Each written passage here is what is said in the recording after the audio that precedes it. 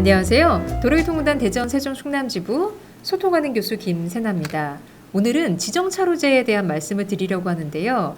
이 지정차로제에 대한 관련 법규가 개정돼서 시행된 지 사실 그렇게 오래되지 않았기 때문에 아직도 많은 분들이 고속도로 앞지르기 차로 이용 방법에 대해서 그리고 왼쪽 차로랑 오른쪽 차로로 구분하는 통행 기준에 대해서 헷갈려 하시는 분들이 많으신 것 같습니다. 사실 저희 채널, 도로교통부 채널에도 제가 최근에 올린 영상의 댓글로 지정차로 강의도 업로드 해주시나요? 라는 질문이 올라왔어요. 그래서 오늘 지정차로에 대해서 아주 자세하게, 친절하게 좀 풀어드리도록 하겠습니다.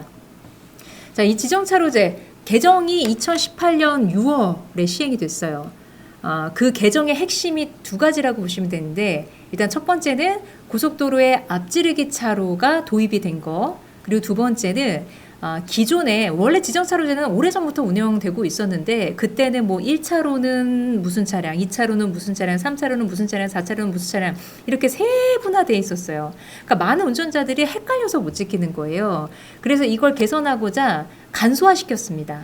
그래서 왼쪽 차로와 오른쪽 차로로 구분을 해서 통행 기준을 만들었는데요. 그런데 이게 사실 앞지르기 차로 같은 경우는 사실 몇 년 이상, 5년 이상 지나긴 했습니다만, 그래도 아직까지도 이 앞지르기 차로의 의미에 대해서 제대로 잘 알고 계신 운전자가 많지 않은 것 같아요. 자, 일단 기본적으로 고속도로도 그렇고 일반 도로도 그렇고 지정차로제는 똑같이 운영이 되는데요.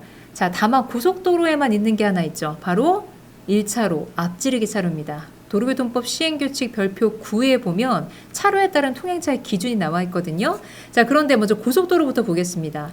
편도 2차로인 경우랑 편도 3차로 이상인 경우랑 1차로를 통행할 수 있는 차종이 달라요. 일단 편도 2차로인 경우에 1차로는 앞지르기 하려는 모든 자동차가 이용할 수 있습니다. 즉 화물차 같은 대형차도 앞지르기 목적으로는 1차로를 통행할 수 있다는 의미입니다. 자, 그런데 편도 3차로 이상에서는 1차로, 즉 추월차로, 앞지르기 차로를 이용할 수 있는 차종이 앞지르기를 하려는 승용자동차, 경영, 소형, 중형 승합자동차에 한합니다.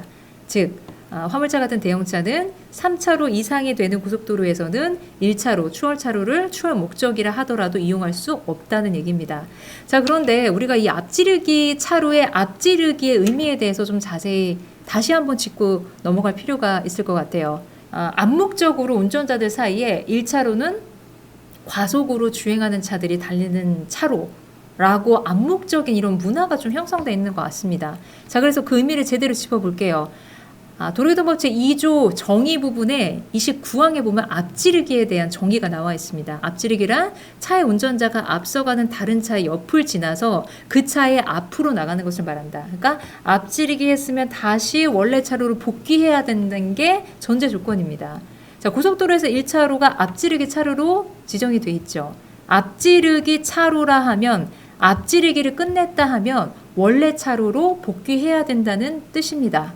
따라서 제가 오늘 주제, 오늘 도로교통법의 제목으로 정했던 고속도로 1차로에서 정속주행 위반일까 아닐까, 위반일까요 아닐까요에 대한 답은 바로 위반이다 라는 겁니다. 고속도로 1차로에서 지속적으로 정속주행하는 것은 위반입니다. 자, 그런데 위반이 아닌 경우가 있어요. 어떤 경우냐면요, 차량 통행량 증가로 인해서 전반적인 차량의 통행 속도가 시속 80km 미만으로 떨어졌을 때, 그때는 앞지르기 하려는 차가 아니라 할지라도 도로교통법 시행규칙 별표 9 다시 보면 부득이하게 시속 80km 미만으로 통행할 수밖에 없는 경우에는 앞지르기 하는 경우가 아니라도 통행할 수 있다라고 규정돼 있어요. 그거는 편도 2차로도 편도 3차로 이상도 다 마찬가지입니다. 그래서 전반적인 통행량 증가로 인해서 통행 속도가 시속 80km 미만으로 떨어졌을 때는 그냥 일반 차로처럼 생각하시고 1차로에서 지속적으로 주행하더라도 괜찮습니다. 다만 중요한 요건이 시속 80km 미만으로 떨어졌을 때입니다. 자, 도로교통법에서 명시하고 있는 내용을 이미지로 다시 한번 좀 쉽게 설명을 드릴게요. 일단 첫 번째로 고속도로에서 1차로는 앞지르기, 말 그대로 앞지르기 차로이기 때문에 앞지르기 목적으로만 이용할 수가 있습니다. 그래서 1차로에서 지속해서 정속 주행하시는 것은 위반이다, 안 된다라는 거. 이렇게 앞지르기를 끝냈다면 원래 차로로 복귀해야 하고요. 그리고 앞지르기든 진로 변경이든 차로 변경이든 다 가능한 선은 어디? 바로 점선입니다.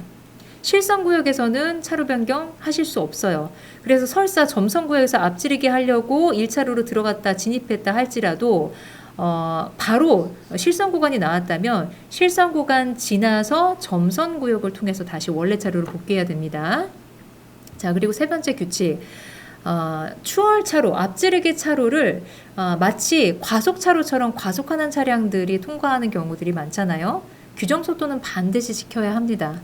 앞지르기 목적이라 할지라도 규정속도 내에서, 예를 들어서 시속 100km인 구간에서 앞지르기를 하려면 그보다 더 높은 속도로 앞지르기를 하면 안 되고, 규정속도 안에서, 그 안에서 앞지르기 하셔야 된다는 거고요. 그리고 마지막으로 통행량 증가로 인해서 시속 80km 미만으로 통행속도가 떨어졌을 때에는, 그때는 고속도로 1차로도 그냥 일반 차로처럼 주행할 수 있다. 계속해서 주행할 수 있다. 이렇게 정리를 좀 해보겠습니다. 자, 만약에 지정차로 위반, 예를 들어서 고속도로 추월차로, 앞지르기 차로에서 정속주행으로 계속 주행하시다가 적발되신다면 벌점 10점과 함께 범칙금, 승용차에는 4만원, 승합차에는 5만원의 범칙금이 함께 부과가 됩니다. 자, 그리고 이제는 왼쪽 차로와 오른쪽 차로에 대한 통행 구분에 대해서 좀 말씀을 드릴게요. 고속도로에서 왼쪽 차로는 승용자동차, 경영, 소형, 중형 승합자동차가 이용할 수 있고요. 그리고 오른쪽 차로는 대형차들, 큰 차들이죠. 대형 승합차, 화물차, 특수자동차, 그리고 건설기계가 이용할 수 있습니다. 자, 그리고 이 지정차로, 그러니까 왼쪽 차로와 오른쪽 차로에 대한 통행 구분은 고속도로뿐만 아니라 일반 도로 그리고 국도에서도 다 마찬가지로 적용이 돼요. 다만 많은 운전자들이 또 헷갈리시는 분들이 국도에서도 1차로는 추월차로인가요? 라는 질문 은근히 인터넷 검색해 보면 굉장히 많이 나오거든요. 자, 고속도로에서만 추월차로가 존재합니다. 국도에서는 1차로 추월차로 아니에요. 예를 들어서 국도로 운행하고 있는데 1차로에서 정속 주행하고 있는 차 뒤에서 어떤 차가 답답해서 막 상향등을 비친다든지 막 빵빵거리라든지 다 그렇게 하시면 위반 행위입니다. 불필요한 소음, 불필요한 경적 사용은 적발 시에 신고하면 과태료 부과 대상이고요. 그래서 고속도로 외의 도로에서는 추월차로는, 앞지르기 차로는 운영되지 않고, 다만 일반 도로나 국도도 마찬가지로 왼쪽 차로와 오른쪽 차로에 대한 구분은 있어요. 자, 이미지로 좀 왼쪽 차로와 오른쪽 차로에 대한 통행 구분을 좀 해볼게요. 고속도로 같은 경우는 1차로가 앞지르기 차로이기 때문에 그 1차로는 따로 빼둬요. 그리고 나머지 차로를 반으로 갈라서, 이게 짝수 차로냐 홀수 차로냐에 따라서 조금 다른데 1차로는 일단 추월차로니까 앞지르기 차로니까 빼놓고 나머지 차로를 반으로 딱 갈라서, 만약에 짝수 차로라면은 사이좋게 반반씩 왼쪽 차로 오른쪽 차로 이렇게 구분하면 되는 거고요. 만약에 홀수 차로다, 고속도로에서 1차로 빼고 앞지르기 차로 빼고 나머지 차로가 3개 차로다, 이렇게 홀수 차로다 할 때는 반으로 딱 갈라서 그 절반부터가 바로 오른쪽 차로예요. 그러니까 오른쪽 차로가 조금 더 많은 거죠. 그리고 만약에 버스 전용 차로가 있다면 버스 전용 차로도 떼어놓고, 그리고 1차로 추월차로도 떼어놓고 나머지 차로를 기준으로 해서 절반 갈라서 짝수면 반반 사이좋게, 홀수면 절반부터, 그 절반인 그 차로부터 오른쪽 차로로 포함이 되는 겁니다. 자, 일반 도로는 추월차로 없다고 말씀드렸죠. 앞지르기 차로 없어요. 국도도 마찬가지예요. 절반으로 딱 나누어 가지고 역시 짝수면 사이좋게 왼쪽 차로 오른쪽 차로 동일하게, 그리고 만약 홀수 차로라면 가운데 차로부터가 오른쪽 차로로 편입이 되는 겁니다. 그리고 일반 차로에도 버스 전용 차로 있죠. 일반 차로에 버스 전용 차로도 역시나 빼놓고 생각하시면 되겠습니다. 자, 그런데 도로교통법 시행규칙 별표 9의 비고란에 보면 제가 중요한 거 2가지만 좀 짚어드릴게요. 2번 조항 보면 모든 차는 위 표에서 지정된 차로보다 오른쪽에 있는 차로로 통행할 수 있다. 그 말은 좀 쉽게 말씀드리면 왼쪽 차로를 이용하는 경영, 소형, 중형차들이 전 차로로 이용할 수 있다는 거예요. 화물차 같은 대형차들은 반드시 오른쪽 차로로만 운행해야 되지만 일반 차들은 전 차로를 이용할 수 있다는 얘기고요. 그리고 7번 좌회전 차로가 2차로 이상 설치된 교차로에서 좌회전하려는 차는 그 설치된 좌회전 차로 내에서 위 표 중 고속도로 외 도로에서의 차로 구분에 따라 좌회전하여야 한다. 이 말은 좀 쉽게 풀어드리면 일반 차로에서 좌회전할 때 좌회전 차로가 한 개 차로밖에 없다면 그때는 어쩔 수 없이 모든 차들이 큰 차든 작은 차든 한 개 차로를 이용해서 좌회전할 수밖에 없는 거죠. 그러나 좌회전 차로가 2개 이상 운영이 되고 있다면 그때도 역시 지정 차로를 따라서 통행해야 된다는 거, 좌회전해야 된다는 거예요. 2개 차로로 운영되고 있다면 화물차 같은 대형차 같은 경우는 2차로, 두 번째 차로를 통해 좌회전해야 된다는 뜻입니다. 그러니까 좌회전할 때도 일반 차로에서도 지정차로제는 운영되고 있고요. 역시나 시내도로에서 일반 차로에서도 단속하고 있습니다. 단속되면 벌점 범칙금 부과 대상입니다. 자, 이 지정차로제가 정해진 이유는 다 안전 때문입니다. 사실 교통사고 사례, 화물차와 일반 차 간에 발생하는 사고 사례만 하나 보면 왜 지정차로제가 운영이 돼야 되는지 그냥 별다른 부가 설명 드리지 않아도 잘 알 수가 있어요. 사고 사례 보겠습니다. 중부 내륙고속도로에서 타이어가 갑자기 한 화물차에서 이탈해서 떨어졌어요. 그 화물차에서 떨어진 그 타이어가 떼굴떼굴 구르다가 이 타이어를 피하기 위해서 승용차 한 대가 1차로에서 급정거했어요.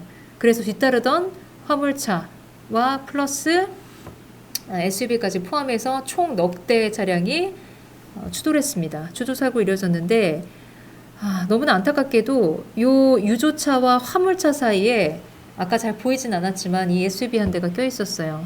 그래서 그 사이에 껴있던 이 SUV가 정말 형체를 알아볼 수 없을 정도로 찌그러졌고 안타깝게도 이 차에 타고 있던 2명이 사망한 사고가 있었습니다. 자, 고속도로에서 지정차로제가 운영되는 이유는 바로 안전 때문입니다. 화물차 같은 경우는 차체가 크고 무겁기 때문에 정지거리가 길죠. 그래서 갑작스럽게 사고로 이어졌을 때 그 사고의 파괴력이 엄청 큽니다. 당연히 큰 피해로 발전할 수밖에 없는 사고가 발생하기 쉽겠죠. 그래서 지정차로제가 운영이 되는 겁니다. 그리고 사실 화물차 같은 경우는 사각지대도 굉장히 광범위하게 존재하고 있죠. 특히나 운전석 반대쪽으로 사각지대가 훨씬 크게 존재하기 때문에 그래서 화물차 같은 대형차들은 오른쪽 차로, 가장자리 차로를 통해 통행하라고 통행 구분이 법규로 지정이 되어 있는 겁니다. 고속도로에서 사망사고 비율을 보면 사실 화물차가 껴있는 사고가 절반 이상이다. 그리고 이 화물차가 낀 사고의 원인을 분석해 봤더니 대부분은 지정차로 위반이나 졸음운전 때문에 발생한 사고였습니다. 자, 그래서 정해놓은 이 교통법규, 모든 교통법규 중에 원인 없이 이유 없이 생겨난 법은 하나도 없습니다. 이전에 수많은 사고가 있었고 수많은 희생자가 있었기 때문에 만들어진 법규이기 때문에 자, 지정차로 대수롭게 생각하지 마시고 모든 차들이 각각 제 차로를 다 같이 준수해 주실 때 우리 모두가 안전해질 수 있다는 사실 기억해 주시고 꼭 잘 실천해 주시길 당부드리겠습니다. 자, 오늘 아하도로등법은 여기까지 하겠습니다. 감사합니다.